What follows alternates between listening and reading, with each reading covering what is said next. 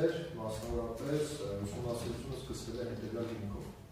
Հարուցված քրեական գործով անձը որպես մեղադրել է ներգրավել ուսումնասիրող նախատեսված հանցագործությունից որոշակի կատարման համար եւ արկային բավարար հիմքեր կասկածելու, որ արկա է ալկոհոլի ծախսում ունեցող գույք։ Օրենքի 5-րդ հոդվածի առաջին մասի 2-րդ կետ։ Արկային բավարար հիմքեր կասկածելու, որ արկա է ալկոհոլի ծախսում ունեցող գույք։ Այս հատվածը այս տարածքի որ մարմինն է ստուգել, այսինքն դատախազության ներսում քրեական գործի նկատմամբ դժգոհություն իրականացնող դատախազը թե ձեր վարչությունը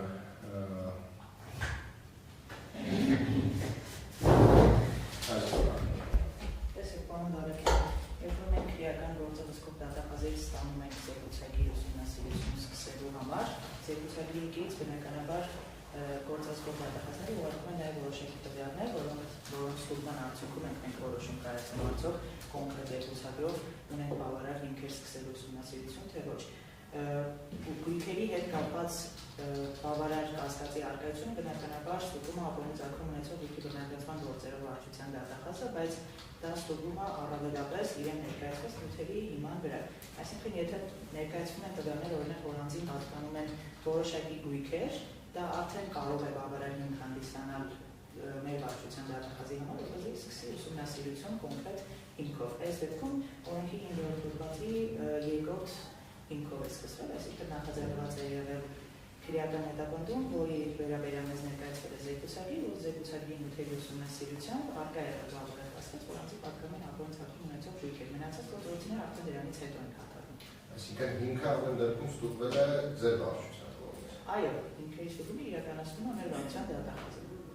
Տեսեք, բայց այդ տարականը օրենքի 4-րդ հոդվածի առաջին մասը ուսումնասիրություն սկսելու պարտականությունը սահմանող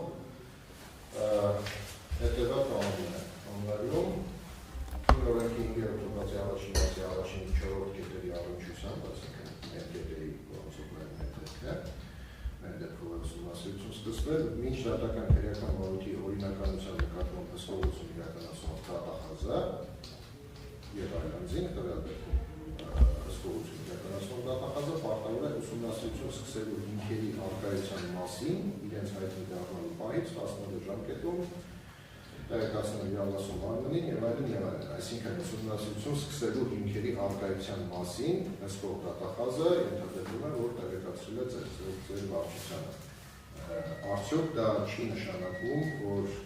հենց հսկող դատախազը որոշակի շերտ պետք է ապահովի այդ ուսումնասիրություն սկսելու հիմքերի ստուգման մասով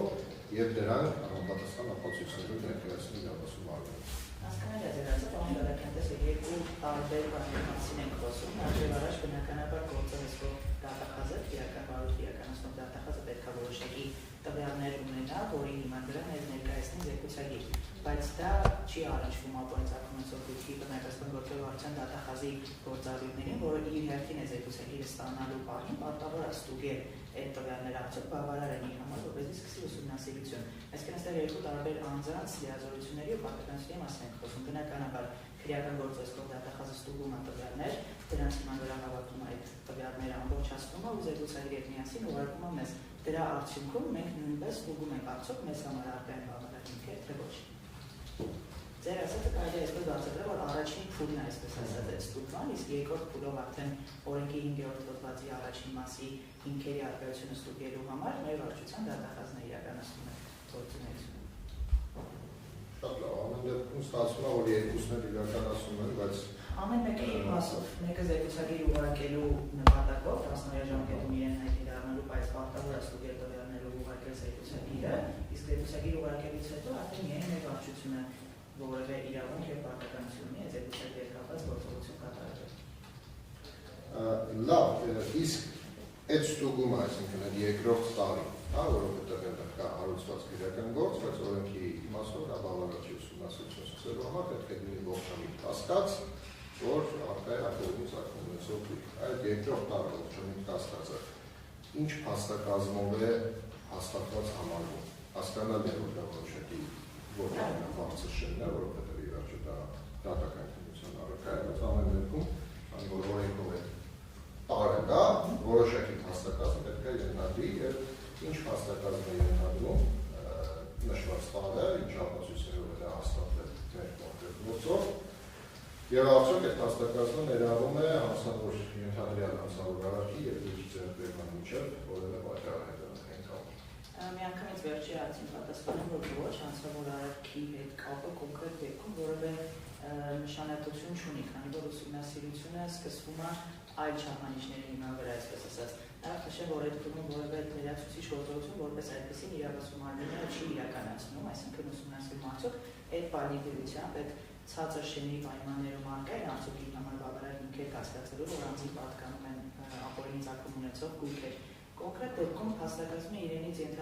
մի քանի հանգամանքներից է բնականաբար բաղկացած, այսինքն օրինակ նախ եւ առաջ անձին եւ նրան փոխկապակցված անձանց արդյոք պատկանում են գույքեր թե ոչ, ինչ գույքեր են պատկանում, ուսումնասիրումը բնականաբար գույքերի վերաբերյալ, քանի որ հիմնական հատվածը ուսումնասիրություն սկսելու համար այդ բավարար կասկած ապացուցելու դա գույքերի առկայությունն է։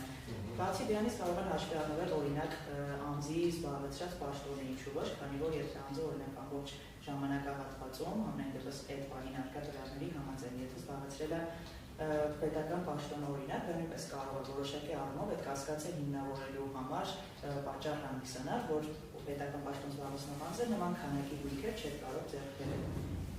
Տարբեր պատճառներ կարող ունենալ, բայց հիմնականում գույքային կազմի առկայությունն է անձին, ուսումնասիրող անձին եւ նրան փոխկապակցված անձանց, այդ պահին հայտնի փոխկապակցված անձանց բնային դեպս պատկանում գույքային կազմում։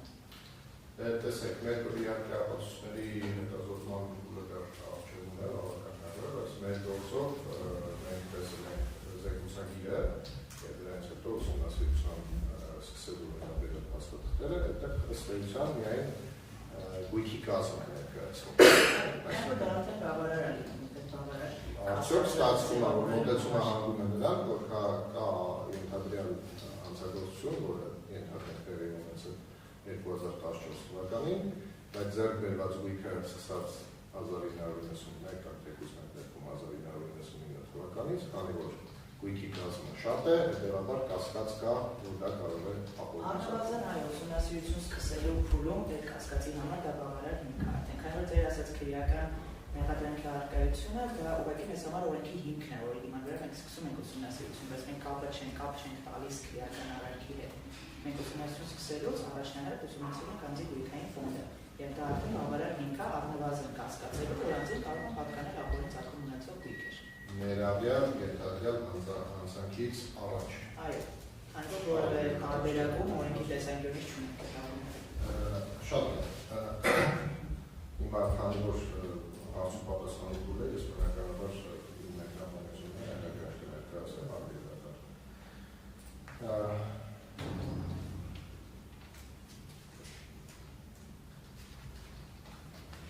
Հաջորդ հարցը օրենքի 7-րդ հոդվածի հետ կապված դրա իրավական կատարված գործողությունների, որը սահմանում է ուսումնասիրության սահմանները եւ մասնավորապես այդ հոդվածի առաջին մասը սահմանում է ուսումնասիրության ընթացքում կատարվող գործողությունների շարքը։ Նույն հոդվածի երկրորդ եւ երրորդ մասերը կարգավորվում են ուսումնասիրվող ժամանակահատվածը, այսինքն այն ժամանակային շրջանը, որի նկատմամբ կարող են իրականացվել նույն հոդվածի առաջին մասով նախատեսված գործողություններ ուսումնասիրության շրջանակներում։ Մեր գործով ուսումնասիրվող ժամանակահատվածը սահմանվել 1999 թվականի դեկտեմբերի 9-ից հետո ժամանակահատվածը։ Այս պարագայում ինչ իրավական հիմքով է այդ ժամկետից առաջ ձեռք բերված գույքին տրվել իրավական գնահատական, ապօրինի կամ օրինական ծագում ունեցող, այսինքն ուսումնասիրության սկզբից առաջ ուսումնասիրության սկզբից առաջ։ Մեր ապօրինի ծագում ունեցող գույքի բնականացման վարույթներով տարբերակում ենք ուսումնասիրվող ժամանակահատված եւ ուսումնասիրության ժամկետ, այսպես ասած, տարբերակումը ինչու է կայանում։ Մենք կայացնում ենք ուսումնասիրվող նոր ժամանակահատված սահմանելու վերաբերյալ որոշում եւ ժամկետը հետ ենք տալիս այն ամսաթվով, որ օրվադրությամբ որ ունենք պահպանված ապացույցներ, որ ձեռք է բերվել որոշակի գույք, որը ըստ մեր ուսումնասիրության տվյալների հանդիսանում ապօրինի, այսինքն կոնկրետ օրվադրությամբ չի հիմնավորվել օրինական եկամուտներով, բայց մենք չենք կարող մեր ուսումնասիրությունը սկսել հենց այդ ժամկետի օրվանից, քանի որ տվյալ պարագայում անտրամաբանական կլինի օրինակ կոնկրետ դեպքով 99 թվականի դեկտեմբերի 9-ին ձեռք բերված որոշակի գույքի օրինականությունը ստուգել առանց հետ գնալու ու հասկանալու թե մինչ այդ ինչ գործարքներ են օրինակ կատարել գանձին, այսինքն մեր ուսումնասիրությունը, մեր կողմից հաշվարկը կատարվում է այն ժամանակահատվածից սկսած, երբ որ մենք ունենք տվյալներ։ Այո, կարող են նաև տրվել որոշակի գնահատականներ մինչև այդ ձեռք բերված գույքերի վերաբերյալ, բայց ուսումնասիրողը ժամանակահատվածը վերաբերում է այն գույքի, որը մենք հետագայում կարող ենք բռնագանձել, այսինքն որի նկատմամբ կարող ենք բռնագանձման պահանջ ներկայացնել։ Մեր ուսումնասիրությունը շատ ավելի վաղ է սկսում, բայց մեր ժամկետը 99 թվականի դեկտեմբերի 9-ն է, քանի որ տեսեք, օրինակ դեկտեմբերի 9-ին ենթադրենք 1 միլիոնով անձը գույք է ձեռք բերել, բայց մենք չենք կարող դրան գնահատական տալ, եթե չգիտենք, օրինակ դեկտեմբերի 1-ին անձը որքան եկամուտ ու ծախս է ունեցել։ Դա է տրամաբանությունը, որ մենք ուսումնասիրությունը ամենայն դեպս շատ ավելի վաղ ենք սկսում հասկանալու համար, թե կոնկրետ դեպքում որ օրվա պետք է սահմանենք ուսումնասիրող ժամանակահատված։ Այսինքն ճիշտ հասկացա, իրավասում արմունի համար անհրաժեշտ է բարձրել, թե ուսումնասիրող ժամանակաշրջանի սկզբի գրությամբ, դեկտեմբերի 1995 թվականի դեկտեմբերի 9-ի գրությամբ, ու պայմանական ասած, որքան մնացորդ է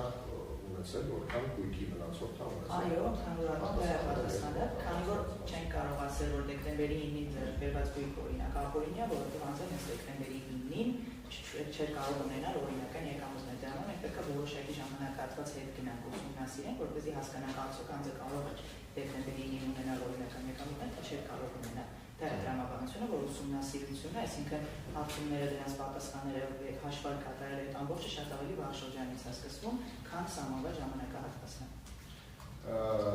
Շատ լավ, այդ պարագայում տեսեք, մենք ունենք մի քանի պատասխանող, այսինքն Ռուբեն Հայրապետյանը եւ նրան փոխկապակցված անձին ընտանիքի անդամները։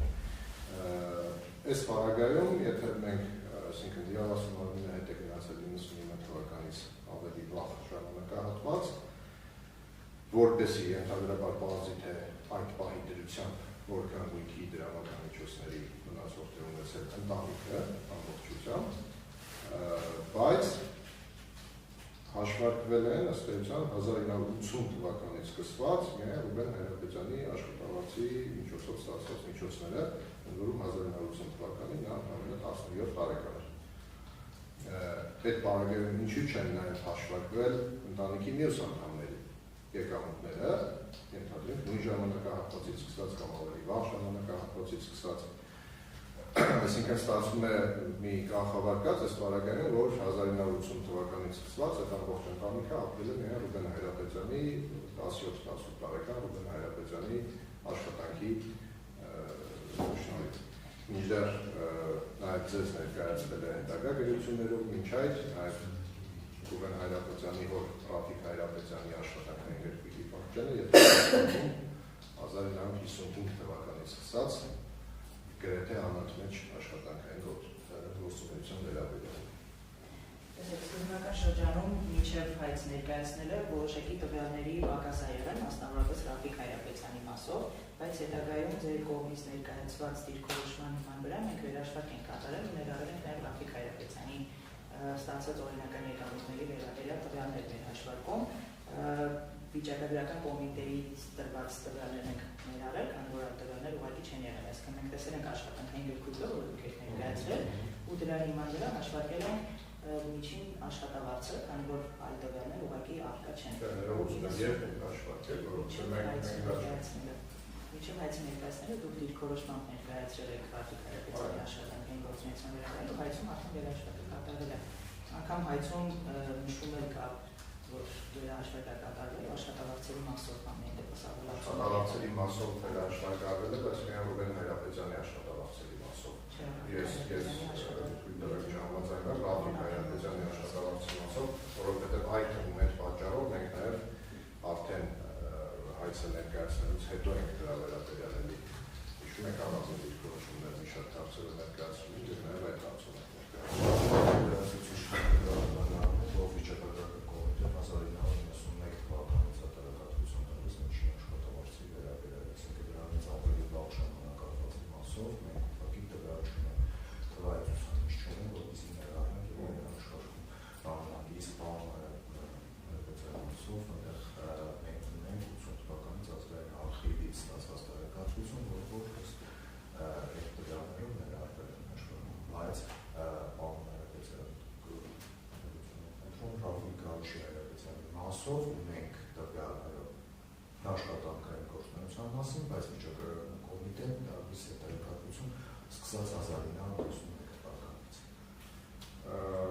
Շատ լավ, այսինքն ի վերջո վերահսկված մեծ մասով չի կատարվել,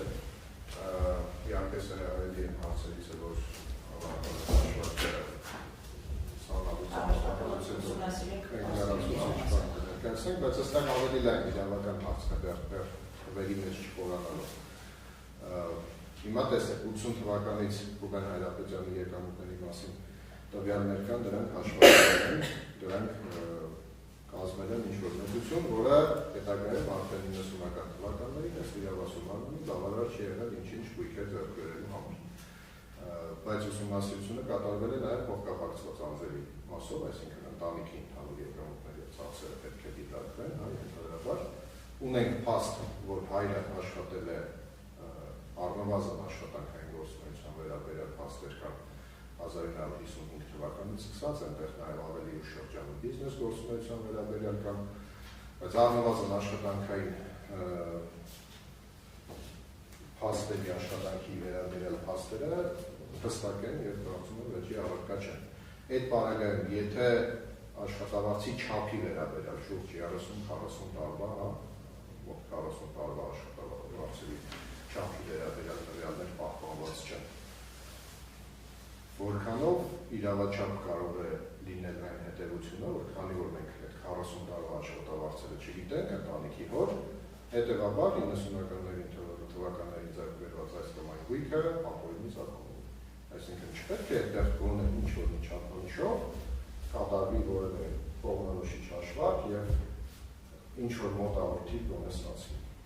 Պարոն Դավթյանը ձեր ասած կողմնորոշիչ հաշվարկը կատարել ենք սկսած 91 թվականից, հաշվի առնելով, որ առհասարակ կողմնորոշիչ որևէ տվյալ ունենք սկսած 91 թվականից։ Այսինքն եթե հնարավորություն լինի ստանալու լրացուցիչ այդ տվյալները ավելի վաղ շրջանի, թեկուզ եթե պատասխանողները ներկայացնեն լրացուցիչ տվյալներ, որոնք գոնե որոշ չափով կկարողանան մեզ համար հանդիսանալ կողմնորոշիչ տվյալ ու մենք դրա հիման վրա հնարավորություն ունենք որևէ թվային տեսքով, այսպես ասած, հաշվարկի մեջ ներառելու, միանշանակ դա իրավասության մի կողմից ընդունվելու է։ Բայց կոնկրետ դեպքում պետք է նաև նշեմ, որ մենք միայն եկամուտները չի հետևում, որ պետք է հաշվարկենք, եթե ձեր ասած տրամաբանության գնանք, մենք այդտեղ նաև պետք է հասկանանք, արդյոք մենք կարող ենք որևէ տվյալ գտնել, օրինակ առնվազն անձանց նվազագույն սպառողական զամբյուղի ապահովման ծախսերը հաշվարկելու համար, քանի որ ձեր նշած թեկուզ 55 թվականից սկսած մինչև մեզ հայտնի տվյալների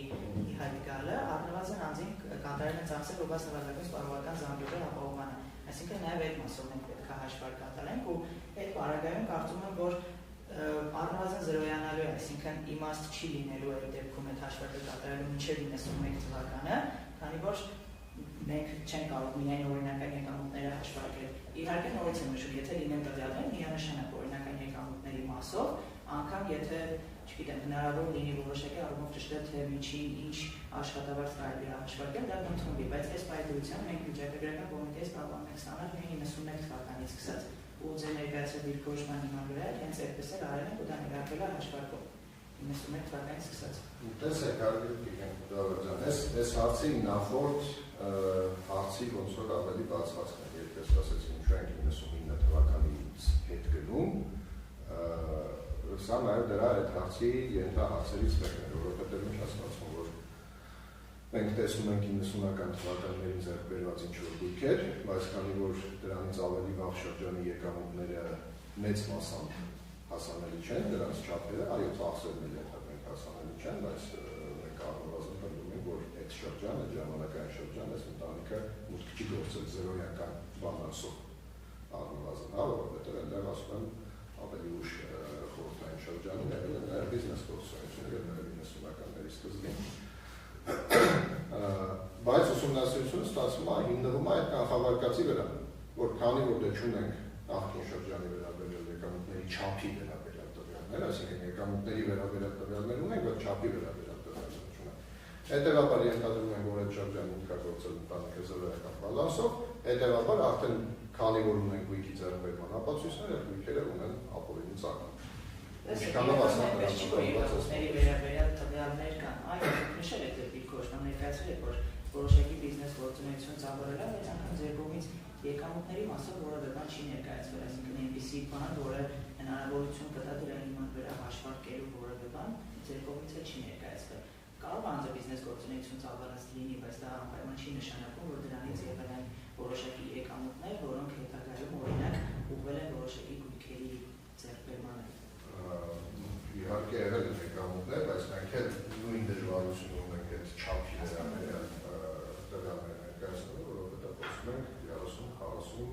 50 տարվա վավերացման մասին Իսկ բոլոր կիրառելի օրենքներով այդ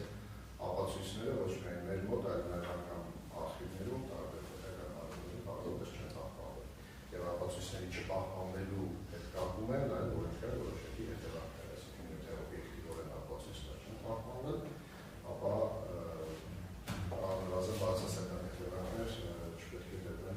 Պարոն Դավթյան, իսկ ձեր նշած բիզնես գործունեությունների մասով որևէ բան անձանց մոտ օրինակ թեկուզ չի պահպանվել, որ դուք նշում եք, որ միանշանակ եղել են եկամուտներ, նկատի ունեմ հաստատային որևէ պահպանված բաներ արդյոք Մենք առնվազն ինչ մինչ այս պահը կարողացել ենք հայտնել ներկայացնել ենք ձեզ այդ թվում հետագայում առանձնագրություններով, դրանցով առնվազն մենք փորձել ենք ցույց տալ, որ տեսեք հարգելի իրավասում արվին, եղել են եկամուտի աղբյուրներ, թե կոնկրետ ինչքան են եղել եկամուտները, մենք չունենք պահպանված ապացույցներ, այդ մարդիկ հազիվ հիշում են այդ ինչ-որ հանգամանքների մասին, դրանք երկրների ունեցան եւ այլն։ Այդ գործունեությունների մեջ ներգրաված շատ մարդիկ արդեն մեզ հետ չեն կամ չգիտեմ Հայաստանում չեն եղել եւ այլն։ Բայց ինչ էինք ակնկալում դրանով, որ դրանց կտրվի որոշակի գնահատական, այսինքն որոշակի, չգիտեմ, տնտեսագիտական մոտեցմամբ եւ այլն, ինչ որ միջին մոտավոր չափի եկամուտների չափ կորոշվի եւ դրանք կդրվեն նրա հաշվարկի հիմքում։ Դա ինչ է, արդեն